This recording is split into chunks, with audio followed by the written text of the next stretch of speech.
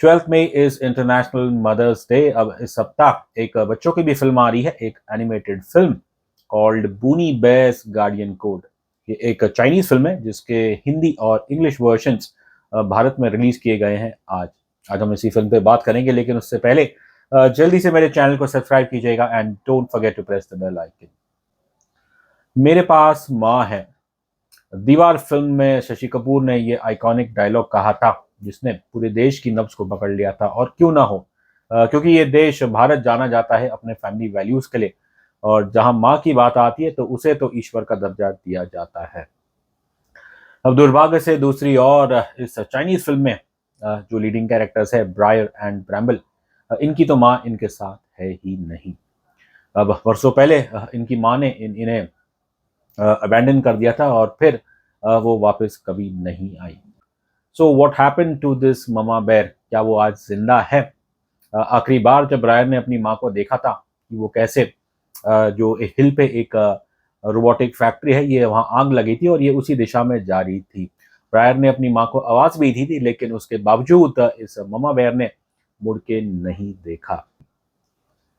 Nature को आप देखिए, खासकर बेचारे जानवरों का एज इट इज उनकी ज़िंदगी इतनी लंबी नहीं होती, और इट्स कॉमन कि जहाँ पे कैसे मादाएं अपने बच्चों को बस कुछ ही समय तक पालती है और फिर उन्हें अपने हाल पे छोड़ देती है। Nature can be very cruel, लेकिन अच्छी बात यह है that both these bear cubs Briar and Bramble ये टफ फेस को सर्वाइव करते हैं, और आज एकदम हट्टे खट्टे खट्टे बेयर है ये दोनों, and they work in the same robotic factory.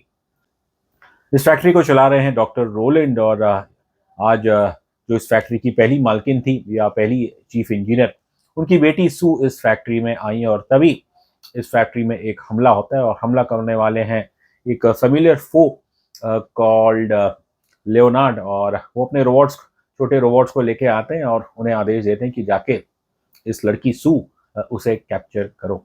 अब ब्रायर एंड मैमल वो जो है काम करते हैं, वो बस कूद पड़ते हैं एक्शन में सू को बचाने के लिए। और apart from these tiny robots, Leonard के पास एक kind of a giant bear भी है जिसके चेहरे पे मास्क है, और ये बेयर पीछा करती है सू और ब्रायर और बैम्बल वो पूरी कोशिश लगाते हैं कि सू को पकड़ने ना दे। अब इनकी जो मारामारी होती है उसके अंदर सू तो खैर पकड़ में नहीं आती, लेकिन जो एक बेर जो आई थी कुछ शायद बुरे इरादों से, और वो एक ब्रैम्बल को मरने से बचा देती है। अब फिर उनके चेहरे से मांस उठता है, और तब ब्रायर और ब्रैम्बल दोनों काफ़ी दंग रह जाते हैं ये देख के कि ये जो व्यक्ति उनके सामने है वो तो दरअसल एक फीमेल बेर है, सो। और अब ब्रैम्बल को लगता है इमीडिएटली कि ये बेर कोई और नहीं बल्कि उनकी माँ ही है। अब इस बात को सुन के बाबरा, जो इस बेर का नाम बताया गया, वो भी कहती है कि नहीं, ये आप क्या बकवास कर रहे हो, मैं तुम्हारी माँ नहीं हूँ। And she gets irritated. Film में जो आगे होता है वो तो खैर काफ़ी खुलासे होते हैं, और बस इतना कहूँगा कि जो एक मेन खुलासा होता है उसके द्वारा बस it will pose the same question जो इस साल एक बॉलीवुड की तरफ से एक science fiction romantic drama film आई थी, फीचर फिल्म, और बस एक सिमिलर क्वेश्चन वो आपको इस चाइनीज एनिमेटेड फिल्म में भी वो आता है। ज़्यादा कुछ मैं खुलासा करूँगा नहीं। अब कहने के लिए तो भारतीय दर्शक उन्हें तो फैमिली फिल्में और खासकर जो माँ की थीम होती है वो तो पसंद आती है, लेकिन अगर आप देखें भारत में भी विश्व भर और इवन इंक्लूडिंग इन भारत कई सालों से ज़्यादातर मेरे ख्याल से एक्शन फिल्में हो या फिर स्पाई एक्शन थ्रिलर्स हो, ज़माना तो इनका है, और दुर्भाग्य से हम खुद आजकल ऐसी फैमिली फिल्में इतनी नहीं बनाते हैं। तो I think from a concept point of view मेरे ख्याल से बुनी बैज, जो कि एक चाइना की बहुत ही प्रसिद्ध फ्रेंचाइज है, और इसे पिछले साल फिल्म में तब्दील किया था, अब ये फिल्म भारत आई है। तो कॉन्सेप्ट पॉइंट ऑफ व्यू से तो इसमें कोई अच्छा है, लेकिन दुर्भाग्य से जो इसका स्क्रीन प्ले है और जो इसके कैरेक्टर्स क्रिएट किए गए हैं in terms of animation, frankly speaking हमें तो बिल्कुल भी इमोशनली कनेक्ट नहीं करते हैं। अब may be that this film is kind of lost in the translation, because हमने तो खैर इंग्लिश डब्ड इंग्लिश वर्जन देखी है, लेकिन जो डिज़ाइन है कैरेक्टर की वो तो खैर आप वो तो बदलेंगी नहीं। और यहाँ पे मैं कहूँगा कि चाहे वो लीडिंग कैरेक्टर हो ब्रायन बैम्बल और बाकी भी कोई भी ऐसा कैरेक्टर है नहीं जिससे हमें एक बांध के रखता है। ब्रायर का मैं फिर भी कहूँगा कि एक डिसेंट वॉइस दी गई है यहाँ पे, one actor called Patrick Freeman.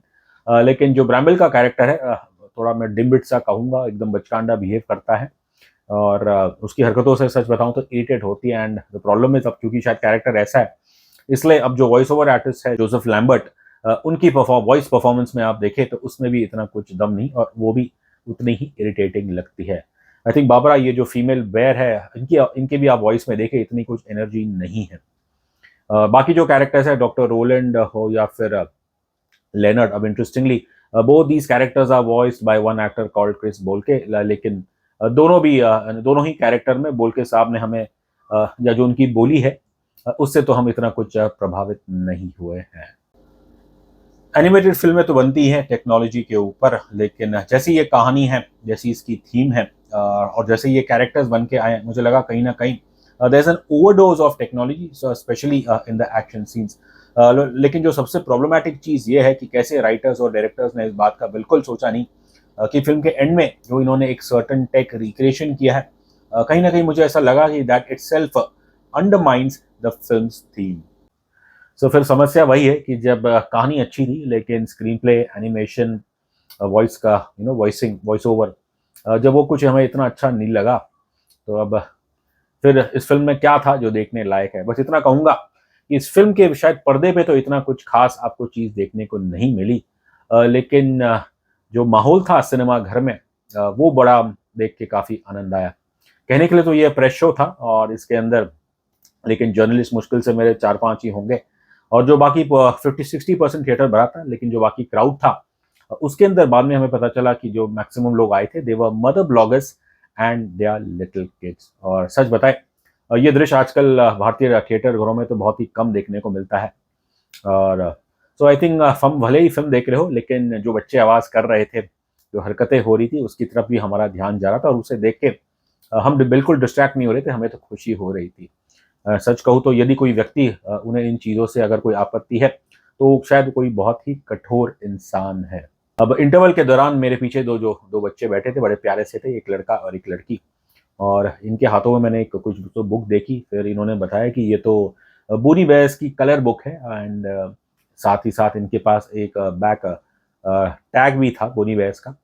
अब मैंने इनसे मैंने इनसे कुछ पूछने से पहले ही उस छोटे बच्चे और बच्ची ने बोला कि क्या मैं आपके लिए लेके आता हूँ, और इस बच्ची ने भी कहा कि I will get this for you. और फिर इंटरवल में ये दोनों एकदम तुरंत गए और इंटरवल खत्म होने से पहले ये आए नहीं थे, फिल्म थोड़ी शुरू हो गई थी एंड इमिडिएटली ये बच्चे जब आए तो इन दोनों लड़का लड़की ने मेरे हाथ में, एक ने तो बूनी बेयर्स की कलर्स की बुक थमाई और दूसरे ने ये बैग टैग। बस क्या कहूँ, आई थिंक ये जो पल है स्ट्रेंजर बच्चों से मिलना, और फ्रैंकली स्पीकिंग मैं जब बच्चों से मिलता हूँ तो I really like their company and I was really touched by that. लेकिन जो शायद मेन मैं कहूँगा मेरे लिए टचिंग पॉइंट ये था कि कैसे फिल्म खत्म होने के बाद जब मैंने पीछे मुड़ के देखा तो ये जो बच्ची थी, इसके चेहरे पे थोड़ी सी शायद एक उदासी सी छाई थी। अब वो इसलिए क्योंकि फिल्म के एंड में एक मैं कहूँगा एक ट्रैजिक एक्ट होता है, वैलर एक्ट होता है। अब बस बच्ची कुछ बोल नहीं रही थी, लेकिन उसका चेहरा देख के ये हमें पता चला कि बच्चे कितने मासूम हैं। और सही मायने में आई थिंक एनिमेटेड फिल्म्स की बात आती है तो उसमें हम जैसे क्रिटिक, आई डोंट थिंक हमारी राय कुछ इतनी मायने रखती है। इम्पॉर्टेंट ये है कि बच्चे आए, उन्होंने फिल्म को देखा और उन्होंने काफ़ी इसे एंजॉय किया। बस मैं ये कह सकता हूँ कि भले ही बूनी बेयर्स गार्डियन कोड में ढेर सारे फ्लॉज हो, लेकिन मदर्स डे 2 दिन बाद है और आपको यदि अगर थिएटर्स फिल अप करने हैं, you want mothers, kids, families to be back, तो फिर आपको बूनी बेयर्स जैसी फिल्म को ज़रूर सपोर्ट करना पड़ेगा। रही बात रेटिंग की, तो मैं इस फिल्म को देता हूँ 5 में से 2 स्टार्स।